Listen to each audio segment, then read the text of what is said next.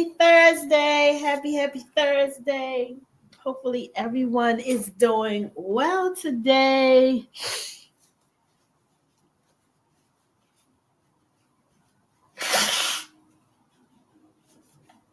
Sorry, you guys.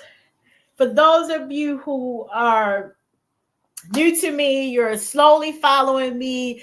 Thank you for joining me. I am Abalori, founder of 1720 Finance, where we talk about being in our debt-free journey, getting out of debt, and savings, investing, and just kind of living a more freer, happier, financially free life, I should say, or as close to financial freedom as you would like to be. And here, financially free is something different to everybody. It could mean totally not having any debts, not having any, no mortgage, no loans, no nothing. And for some of us, it is getting to that state of financial freedom. And for me, right now, financially free is just only having my mortgage and my student loan and nothing else. And hopefully, pretty soon, we could do away with those student loans. It's just hopefully, prayerfully, things will work out for us here in the future. But again, I am the founder of 1720 Finance, Abalori. I am a board certified registered nurse. I have a master's degree in nursing, and I have been in the healthcare field for well over 30 years. But I also have a keen interest in finances and budgeting and all those good things. And for the month of November, you guys, I have put together a 30-day gratitude challenge. And yes, I know it is December 5th, and you're like, but Abalori, it was supposed to be 30 days. Okay, so what happened is, as you guys can see from me coughing and blowing my nose, 3 weeks ago, I ended up with a bad viral infection, and I'm slowly coming out of it. This is the tail end of it. I'm still a little stuffy, and I still do have a cough, but otherwise, I feel pretty much fine. And then I did have a family emergency where I had to take a few days off. But in between that, I did also have to take a few days off to get well because I had a lot of coughing. I just was very tired, just slept, I took time off of work just because it was a lot. It was a lot going on. And so in addition to me having to deal with the family emergency is when I was also getting sick. And so all of that compounded. So I just had to take a few days off. And so I am still finishing up the 30-day gratitude challenge, although we are just a few days excuse me, behind. And so today for day 22, you guys, if you've missed any parts or any days of the gratitude challenge, it is completely on YouTube. So you can go over and view those videos. They're under the live section. I am going to leave those there for anybody that's interested in going back and looking at those. But I have been live as well on Instagram and just kind of, getting this challenge into full swing. And so we are in day 22 of the 30-day financial gratitude challenge. And it's the sister challenge to my other business page, 1720 Faith. And over there, we do more practical stuff about, prayer, reading scripture, getting to know more about God, living more of a God-centered, spiritual focused life. And so this is kind of, this page kind of piggybacks off of that, but we're learning how to be better stewards with the money that God provides us, whether you own a business or you work or, you have side hustles or whatever the case may be. It's just learning to be better stewards, with our money, staying out of debt, and using the means that he gives us to build ourselves and follow his principles as it governs, our monies. And so the 30-day gratitude challenge is 30 days of gratitude for him giving us the wisdom to get out of debt and stay out of debt, giving us the guidance to be better stewards of our money, and just to be thankful for where we are in our money journey, in our financial journey. if you are getting out of debt, if you um are starting your debt-free journey, if you are in the middle of your debt-free journey, if you are at the end of your debt-free journey, just being thankful for where you are in your debt-free or your financial journey in general. And so today we are coming from we're looking at scripture, and we're coming from the book of Timothy, First Timothy 6:6. So First Timothy 6:6, and it is, bear with me, and it says, but godliness with contentment is great gain. So First Timothy 6:6 says, but godliness with contentment is great gain. And I want to talk about this, if you will give me a few minutes of extra time today to talk about the word contentment and what it means to be content. I know a lot of times when people use the word contentment, it usually goes with other words like being at peace, being happy, being in a state of being grateful for what you have, who's in your life, just living a overall euphoric life of no matter what's happening to me, no matter what has happened, no matter what's coming, and no matter what I currently face, I am okay. I am going to be okay.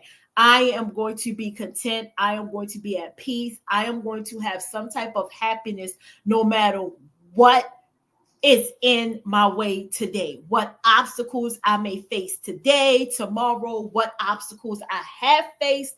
It's just knowing that today I am content. And when it comes to us who are battling finances, who are sitting here saying, I have a long road in my debt free journey. I have a long road in paying bad debt. I have a long road in tackling how I'm going to handle my finances because I'm tired of not having money. I'm tired of living paycheck to paycheck. I'm tired of robbing Peter to pay Paul. I'm tired of just the mundane rat race of going to work, paying bills, not having nothing, going to work, paying bills, not having anything, going to work, paying bills, and being broke the same day that I get paid because I have paid every single bill. And so those of us who are in that cyclical rat race cycle of like the hamster on the wheel, just constantly going in the same circle, not getting off, not going backwards, not going anywhere. It's just day after day, week after week, month after month, year after year. We have been on this same financial cyclical cycle and nothing has happened. Matter of fact, nothing has truly improved, but everything has probably gotten worse, or it has pretty much stayed the same.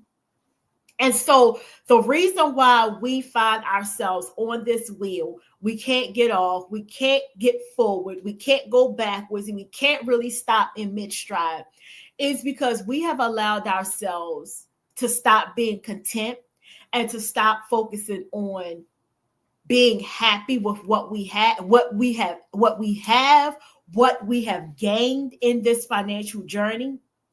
We have stopped letting ourselves be happy with what we have and what we are. So I was talking to, on my other channel, I explained that I was talking to a group of people yesterday. Four of us were on the phone, and we were just talking about life in general and just life, like, girl talk, life things.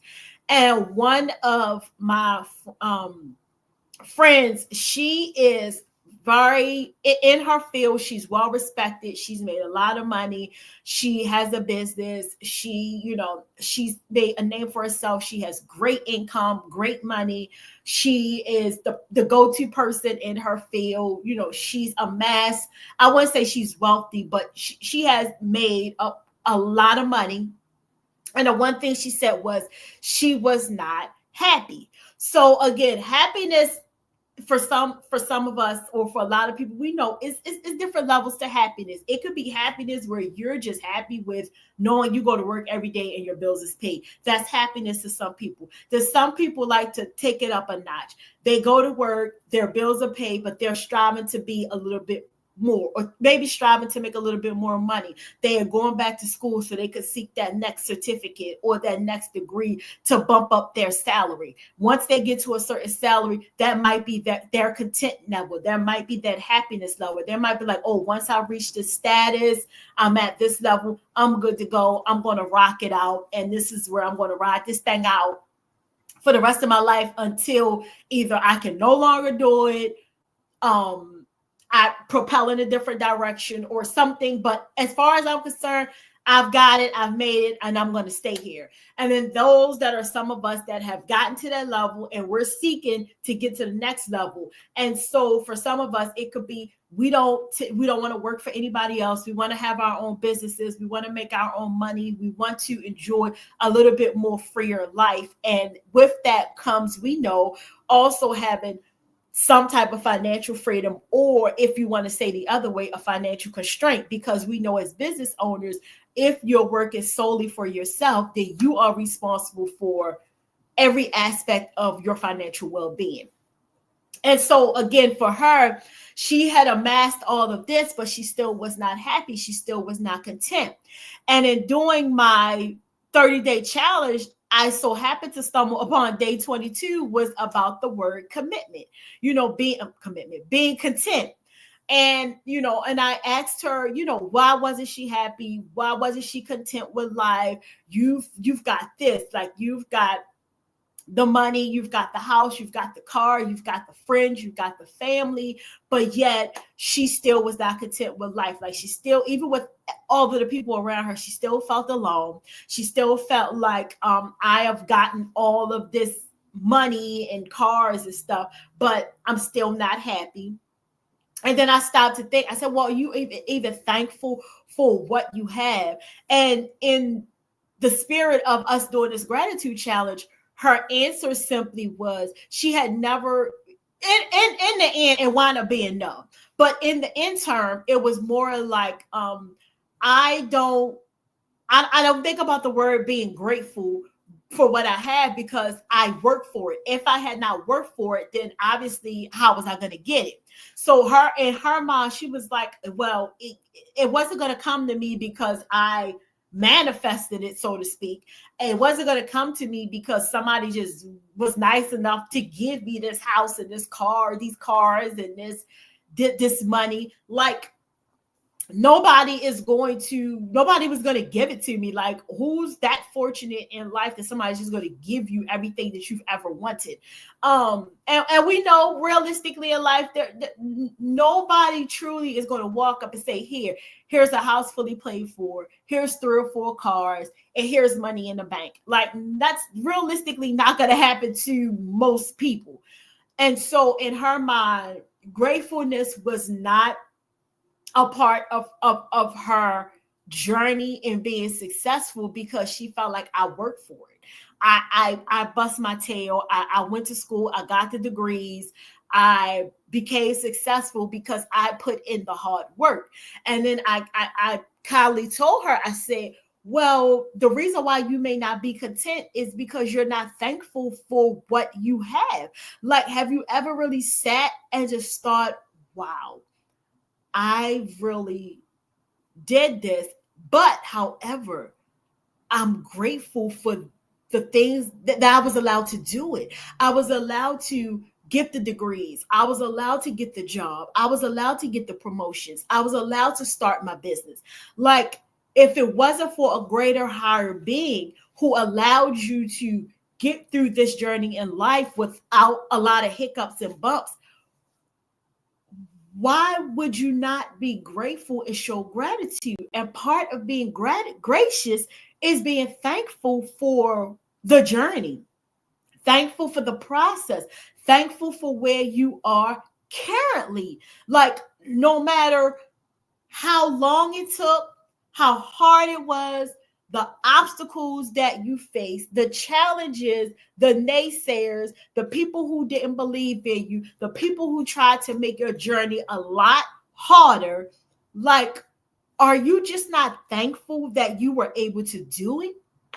And so in the grand scheme of things, when she sat back, she thought about it, she was like, no, I'm not grateful. I never thought about being grateful, because she wasn't content. And because she wasn't content, she wasn't grateful. But part of the reason why she was not content was because she was not grateful. She contributed her hard work, her getting up, busting her behind day in and day out, was the reason why she was where she was at. Not stopping to be grateful and to be thankful. And part of being content is to be grateful and thankful for where we have come from, where we currently are, and where we're going.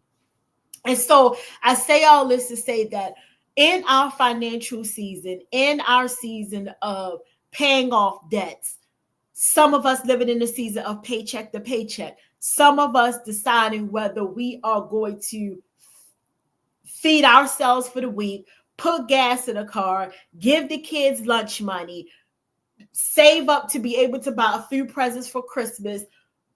We still have to find contentment for where we are. A lot of times, we as people, especially as parents, we make a big deal out of Christmas. Most of us know that throughout the year, our kids are going to be they get stuff all year long. It's not as if we don't take them out and buy them clothes or buy them shoes or buy a game or treat them out to an amusement park or partake in something. Most of our kids typically usually get throughout the year. Now, does that mean your kids are getting something every single week? No. For some kids, they mainly only may be able to get something once a month. But however, the kids are content with knowing once a month I get a treat. I get to go out. I get to go out and get a pair of shoes. I get to go out and get some clothes. I get to go out and do this. So most kids are content in knowing their day is here or their day is coming. But for us adults in this season of Christmas, we're not content with knowing I don't have to go out here and buy my kids 50 Christmas presents a piece and I got 4 kids because I want them.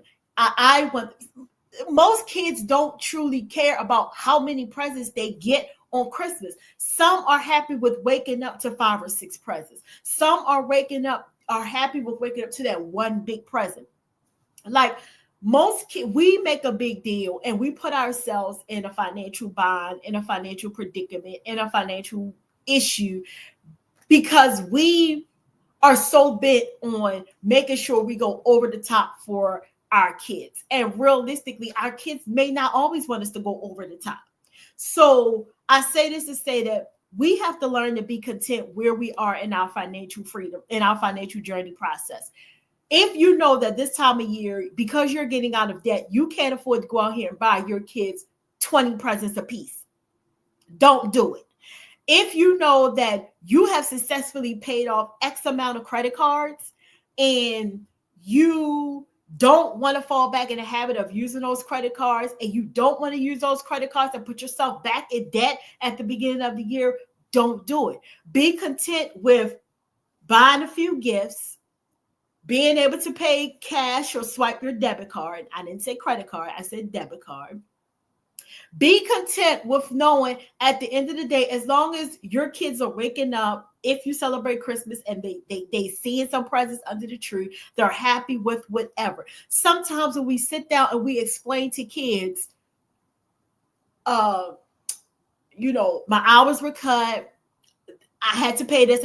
Kids are very understanding in knowing mom and dad are doing the best that they can. Mom and dad may not have been able to get me 30 Christmas presents, but at least I got 10. Or I was able to get that one big thing that I wanted. And I don't mind not having the other 5 things. So we as individuals who are on a journey to be debt free, to live a much more freer financially freer life. We have to learn to be content with where we are. Content means you are happy with, I'm able to pay my rent. I'm able to pay my lights, my water. I'm able to keep food on the table. I may not live in the best neighborhood right now. I might not drive the most fanciest car in the entire world. Be content with what you have. And so when we look at 1 Timothy 6:6, and as I read to the people earlier, and I'm going to read to you guys in depth, so please just give me a minute. It says, now godliness with contentment is great gain. Now godliness. Paul told Timothy that those who misuse God's word wrongly think godliness in a means of material gain. So people think and misuse the word godliness, they equate that to material things. Knowing his statement might be misunderstood, he followed up with an explanation. It is true that godliness is great gain, but only when accompanied by contentment. So even if we have certain material possessions, we're able to get the nice house and the nice cars. It is God's grace and mercy, one, that has allowed us to get these things. Yes, we had to put in the work. We had to go to work. We had to make the money to be able to afford these things. Or we had to work overtime, whatever the case may be. But also, because we have these material things, we should be content with what we have. And most of us are not, and will never be content with what we have. And so he's saying contentment. When one does not live by the itch for more, and one's life is not dominated by shopping for and acquiring material things, we can have the kind of contentment in God and his will for our life. So when we are not itching to go out here and buy the biggest size square foot house in a development, we're not looking to buy the next big car that's on the market, or we're not looking to go from our 2019 to the 2025 model because it has a few new bells and whistles, and our 2019 is paid off. We're not going to be content. We're so thrown off by the shiny objects in life, by the flashiest things, that we are not content with what we have. And this is what causes us to get in financial woes. This is what causes us to get in financial constraints. This is what causes us to get in financial binds, is because we are not content with what we have, and we look for more. Contentment is essential and difficult for many reasons. We can only find contentment when our hearts are rooted in eternal things. And contentment is essential because it shows we are living with an eternal perspective and not only trying to feather in earthly things. Godliness with contentment is great gain. Godliness can bring almost unbelievable contentment. But before it can, we must be transformed by the renewing of our mind. To start putting material things in their proper priority next to spiritual things. So this means when we're talking about contentment, God, finances, the world, those things we should not put above God. We should not put above a kingdom living. We should not put above being better stewards of our finances. That is when we are living in true contentment.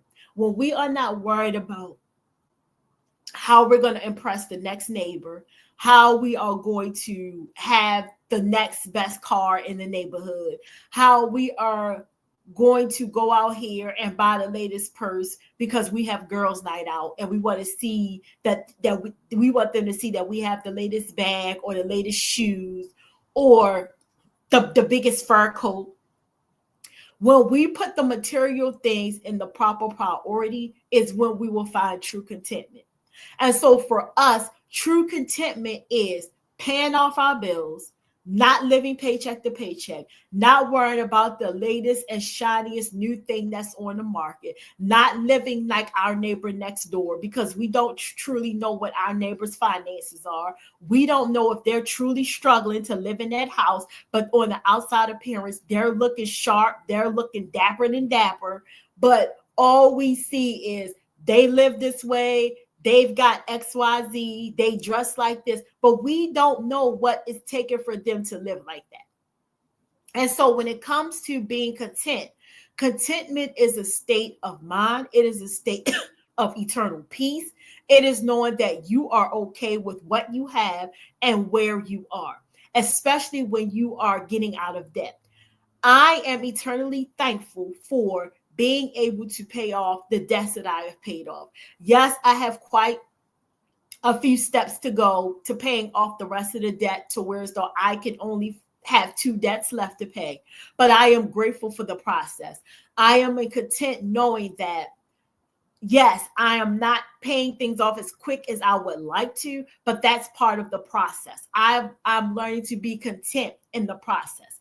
In this journey of learning to be content and paying off debt, I've experienced some emergencies that I've had to put out money for.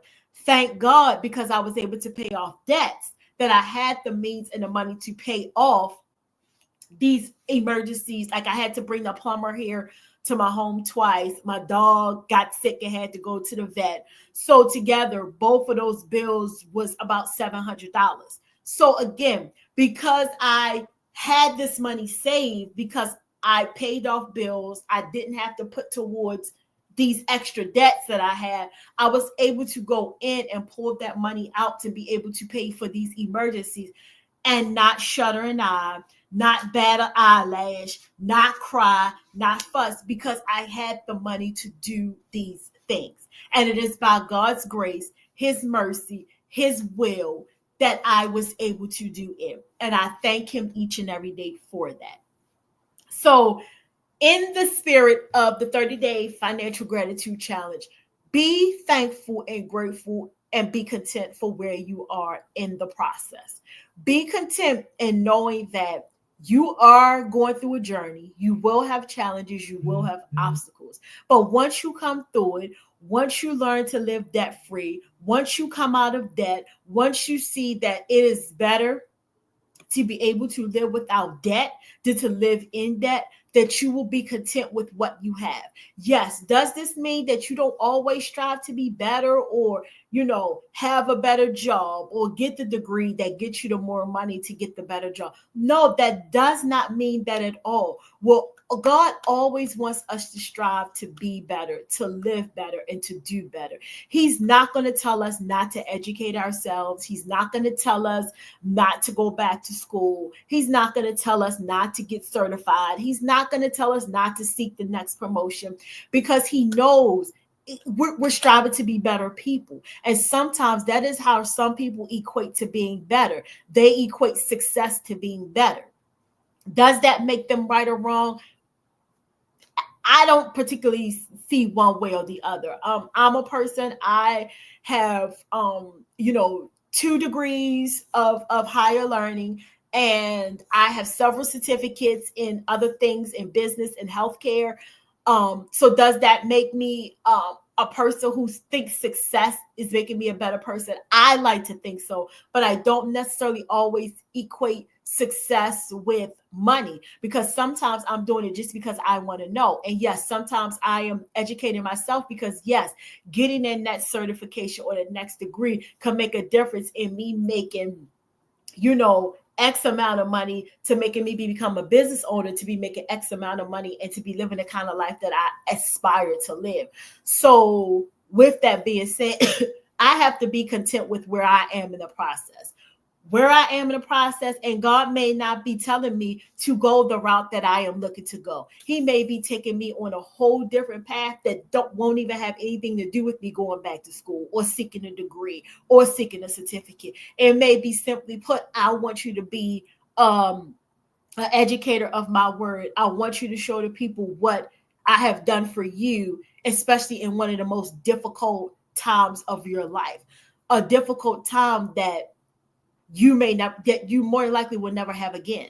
This might be the experiencing one thing, you will never experience that thing again, because that was only going to happen to you once in a lifetime. The other thing that has happened, hopefully and prayerfully, it can happen again. It may happen again. I just pray that it does not happen again. But the first thing in losing a parent, I know that's never going to happen again, because I've lost a mother. That's something that I cannot replace. That is something that will never be replaced. So therefore, I will never experience that type of pain again. It will come a second time, because my father is still living. However, the experience of losing a mother is going to be once in a lifetime. The experience of losing a dad for me is going to be once in a lifetime.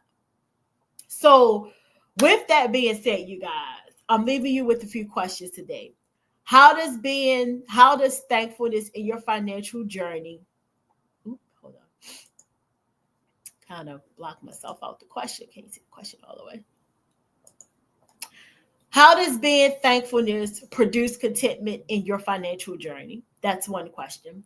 The second question is, what areas of your life do you need to surrender to God in order to find true contentment? As I explained to the other people, one area of my life that I need to surrender to God is letting him work things out in the time, and then the blessing comes to me when it's supposed to come to me. Because I don't know Jax, that's my dog, you guys. Because I don't see what he's doing, and because I tend to want things to come a little bit faster, I don't allow God to work his miracle like he should. And so I feel like that is one of the areas that I lack and struggle in. And so this is where I have to surrender to God and just let him work. I need to let him work on me so that I can work on that, to be more submissive to him and to let him work things out for me. Your action step for today is identify one area where you feel discontent and choose to give thanks instead of focusing on what you lack.